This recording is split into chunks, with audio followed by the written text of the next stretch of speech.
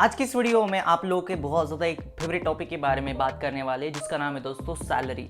आज की इस वीडियो में जानेंगे कि अगर आप फार्मेसी फील्ड में आते हो और यहाँ पे 5 साल काम करते हो तो उसके बाद आपकी सैलरी कितनी हो सकती है, क्योंकि फ्यूचर देखना सब लोगों को अच्छा लगता है, फ्यूचर का सोचना सब लोगों को अच्छा लगता है। सब लोगों को ऐसा लगता है कि जब मैं फील्ड में अपना काम करूंगा उसके साथ मेरी सैलरी कितनी होगी और फ्यूचरिस्टिक ग्रोथ कितनी होगी, इसके बारे में जानेंगे आज की इस वीडियो में। वीडियो को मैं स्टार्ट करूँ उससे पहले चैनल को अगर आपने अभी तक सब्सक्राइब नहीं किया है तो प्लीज़ यूट्यूब चैनल को सब्सक्राइब कर देना, क्योंकि यहाँ पे मैं बात करता हूँ फार्मेसी के रिलेटेड बहुत सारी चीज़ों के बारे में। अब जब मैं 5 साल की बात कर रहा हूँ तो 2-3 चीज़ें इसके लिए बहुत ज़्यादा इंपॉर्टेंट है जो आपको समझना पड़ेगा।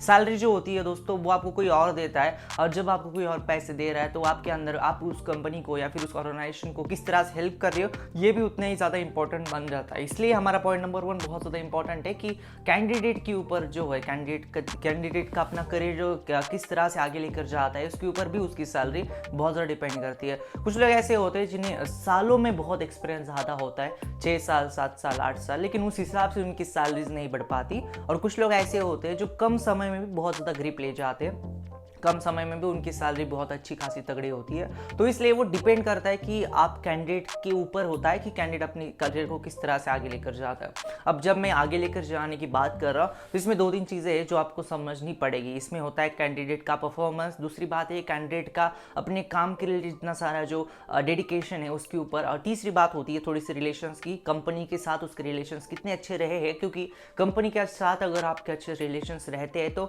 ऑटोमेटिकली आपका जो मैनेजर से आपके जितने सारे कलीग्स हैं जिनके साथ आपके रिलेशंस अच्छे होते हैं, उनके साथ रिलेशन अच्छे होते हैं तो आपके प्रमोशंस जो होते हैं वो अच्छे खासे हो जाते हैं, बहुत जल्दी हो जाते हैं।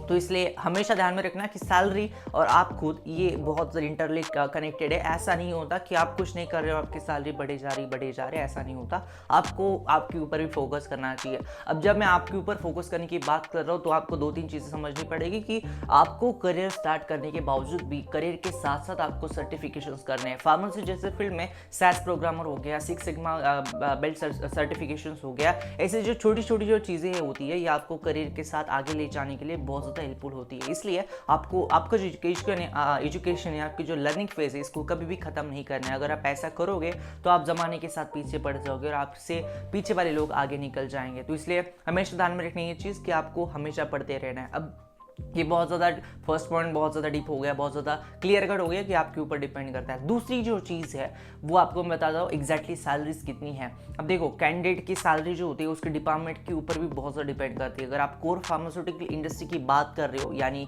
QA QC प्रोडक्शन या फिर R&D जैसे फील्ड, तो यहाँ पे जो सैलरीज होती है इसमें सिर्फ R&D एक ऐसी चीज़ है जहाँ पे salary as compare to other production QA QC थोड़ी सी ज़्यादा मिलेगी आपको। बाकी के यहाँ पे ग्रोथ जो होती है बहुत स्लोली एंड स्टडी होती है। यहाँ पे जो ग्रोथ होती है बहुत ज़्यादा कंफर्टेबली होती है, लेकिन बहुत ज़्यादा स्लो होती है।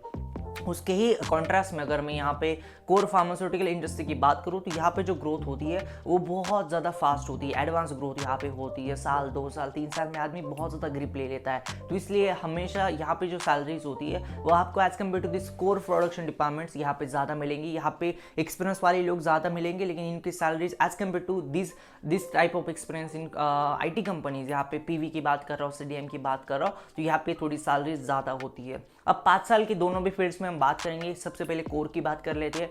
5 साल के बाद आप मिनिमम एक्सपेक्ट कर सकते हो आपकी सैलरी 45,000 से लेकर 50,000 तक। कोर फार्मास्यूटिकल इंडस्ट्री में आप कौन से डिपार्टमेंट में काम कर रहे हो, एक्सेप्ट प्रोडक्शन में मे भी आपकी सैलरी थोड़ी सी कम हो सकती है, डिपेंड। लेकिन 5 साल के अंदर या फिर 5 साल के एक्सपीरियंस होने के बाद 45 से ऊपर आप एक्सपेक्ट जरूर कर सकते हो। 45 नहीं, मैं तो बोल रहा 50 से भी ऊपर आप एक्सपेक्ट कर सकते हो कोर फार्मास्यूटिकल इंडस्ट्री में। वहीं पे अगर मैं यहाँ पे IT कंपनी की बात करूँ तो यहाँ पे इनिशियल डेज में जो सैलरीज होती है ना, पहले 2-3 साल में बहुत ज़्यादा बढ़ती है। उसके बाद जो सैलरीज होती है उसका जो अमाउंट है वो बहुत ज़्यादा नहीं बढ़ता, लेकिन आपको 5 साल के बाद यहाँ पे भी मिनिमम 50 से ऊपर आप एक्सपेक्ट जरूर कर सकते हो।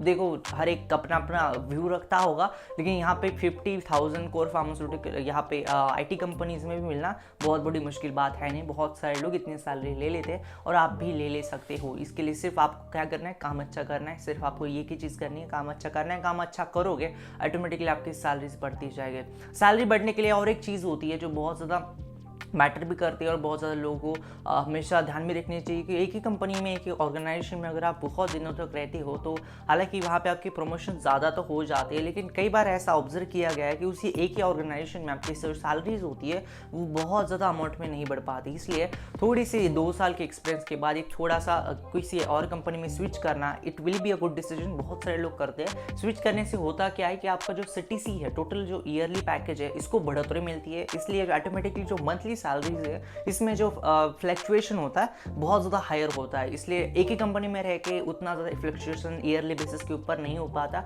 वो नहीं देते आपको। इसलिए थोड़ा सा 2 साल के बाद एक कंपनी को स्विच करना, 3 साल के बाद एक कंपनी को स्विच करना, it will be a good decision. तो ये था आज का वीडियो जहाँ पर मैं आपके साथ बात करने वाला था 5 साल के बाद आपकी सैलरी कितनी हो सकती है। वीडियो को मैं एंड करूँ उससे पहले चैनल को अगर आपने अभी तक सब्सक्राइब नहीं किया तो प्लीज़ यूट्यूब चैनल को सब्सक्राइब कर देना। यहाँ पे मैं बात करता हूँ आपके करियर के रिलेटेड बहुत सारी चीज़ों के बारे में। धन्यवाद दोस्तों, ये वीडियो के लिए धन्यवाद।